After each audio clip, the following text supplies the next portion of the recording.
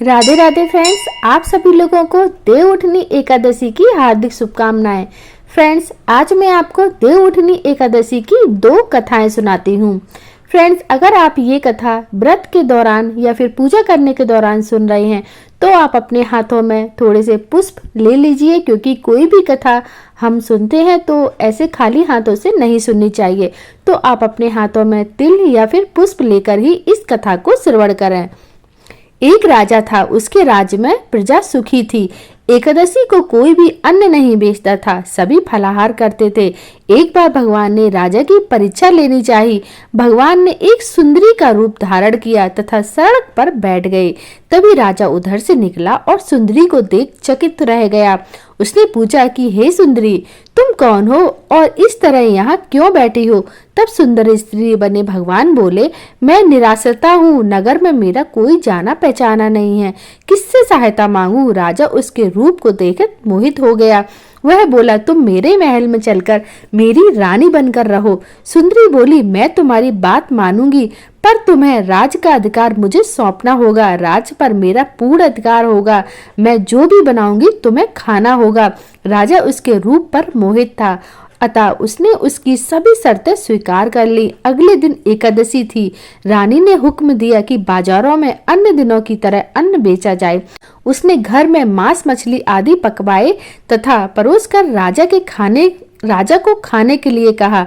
यह देखकर राजा बोला, रानी आज एकादशी है, मैं तो केवल फलाहार ही करूंगा। तब रानी ने शर्त की याद दिलाई और बोली, या तो खाना खाओ, नहीं तो मैं बड़े राजकुमार का सिर काट लूंगी। राजा ने अपनी स्थिति बड़ी रानी से कही तो बड़ी रानी बोली, महाराज धर्म न छोड़ें, बड़े राजकुमार का सिर दे दें। पुत्र तो फिर मिल जाएगा, परंतु धर्म नहीं मिलेगा। इसी दौरान बड़ा राजकुमार खेलकर आ गया। माँ की आंखों में आंसू देखकर वह रोने का कारण पूछने लगा तो माँ ने उसे सारी वस्तु स्थिति बता दी। तब वह बोला, मैं सिर देने के लिए तैयार हूँ, पिताजी के धर्म की रक्षा होगी, जरूर होगी।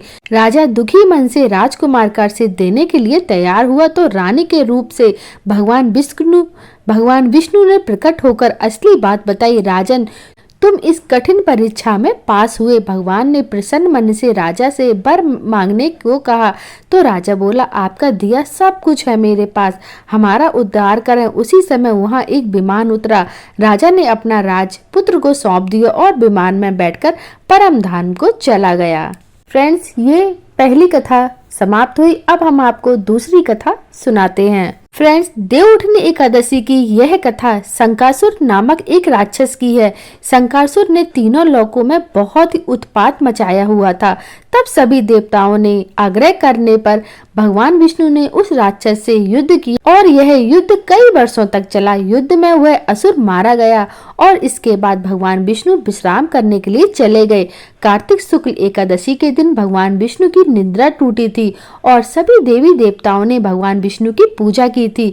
शिव महापुराण के अनुसार पौराणिक समय में दैत्यों का राजा दंभ हुआ करता था। वह बहुत बड़ा विष्णु भक्त था। कई सालों तक उसके यहाँ संतान नहीं होने के कारण उसने शुक्राचार्य को अपना गुरु बनाकर उनसे श्री कृष्ण मंत्र प्राप्त किया। यह मंत्र प्राप्त करके उसने पुष्कर सरोवर में घोर तपस्या की। भगवान विष्णु उसकी तपस्या से प्रसन्न हुए और उसे संतान प्राप्ति का वरदान दे दिया। भगवान विष्णु के वरदान से राजा दंभ के यहाँ एक पुत्र ने जन्म लिया। इस पुत्र का नाम शंखचूड़ रखा गया। बड़ा होकर शंखचूड़ ने ब्रह्मा जी को प्रसन्न करने के लिए पुष्कर में घोर तपस्या की। उसकी तपस्या से प्रसन्न होकर ब्रह्मा जी ने उसे वरदान मांगने को कहा। तब शंखचूड़ ने वरदान मांगा कि वह हमेशा अजर अमर रहे, वह कोई भी देवता उसे नहीं मार पाए। ब्रह्मा जी ने उसे यह वरदान दे दिया और कहा कि वह बद्री बन जाकर धर्मध्वज की पुत्री तुलसी जो तपस्या कर रही है उससे विवाह कर ले। शंखचूड़ ने वैसा ही किया और तुलसी के साथ विवाह के बाद सुख पूर्वक रहने लगा। उसने अपने बल से देवताओं, असुरों, दानवों, राक्षसों, गंधर्वों, नारगों, किन्नरों मनुष्यों तथा त्रिलोकी के सभी प्राणियों पर विजय प्राप्त कर ली थी। वह भगवान श्री कृष्ण का परम भक्त था। शंखचूड़ के अत्याचारों से सभी देवता परेशान होकर ब्रह्मा जी के पास गए और ब्रह्मा जी उन्हें भगवान विष्णु के पास ले गए। भगवान विष्णु ने कहा कि शंखचूड़ की मृत्यु भगवान शिव के त्रिशूल से ही होगी, अतः आप उनके पास जाएं। भगवान शिव ने चित्ररथ नामक गढ़ को अपना दूत बनाकर शंखचूड़ के पास भेजा। चित्ररथ ने शंखचूड़ को समझाया कि वह देवताओं को उनका राज वापस लौटा दे, परंतु शंखचूड़ ने मना कर दिया और कहा कि वह महेश्वर से युद्ध करना चाहता है। भगवान शिव को जब यह बात पता चली तो वे युद्ध के लिए अपनी सेना लेकर निकल पड़े।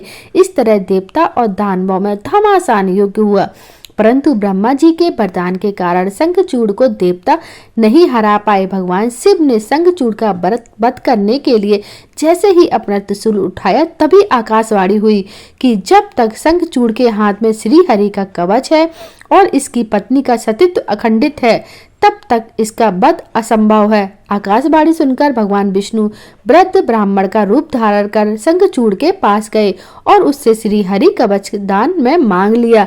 शंखचूड़ ने वह कवच बिना किसी संकोच के दान में दे दिया। इसके बाद भगवान विष्णु शंखचूड़ का रूप बनाकर तुलसी के पास पहुंचे। शंखचूड़ रूपी भगवान विष्णु ने तुलसी के महल में द्वार पर जाकर अपनी विजय होने की सूचना दी। यह सुनकर तुलसी बहुत प्रसन्न हुई और पति रूप में आए भगवान का पूजन किया तथा रमण किया।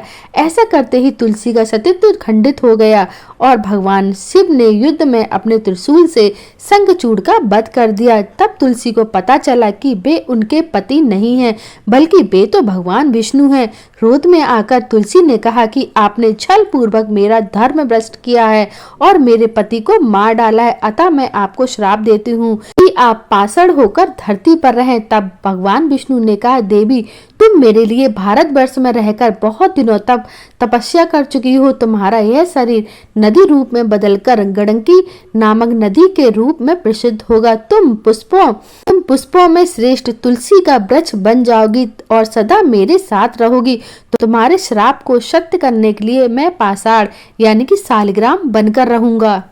गंडकी नदी के तट पर मेरा वास होगा। देव प्रबोधिनी एकादशी के दिन भगवान शालिग्राम और तुलसी का विवाह संपन्न कर मांगलिक कार्यों का प्रारंभ किया जाएगा। हिंदू धर्म मान्यता के अनुसार इस दिन तुलसी शालिग्राम विवाह करने से अपार पुण्य प्राप्त होता है। और फ्रेंड्स, इसी दिन से फिर भगवान शालिग्राम और तुलसी जी का विवाह होने लगा। तो बोलो विष्णु भगवान की जय, तुलसी माता की जय।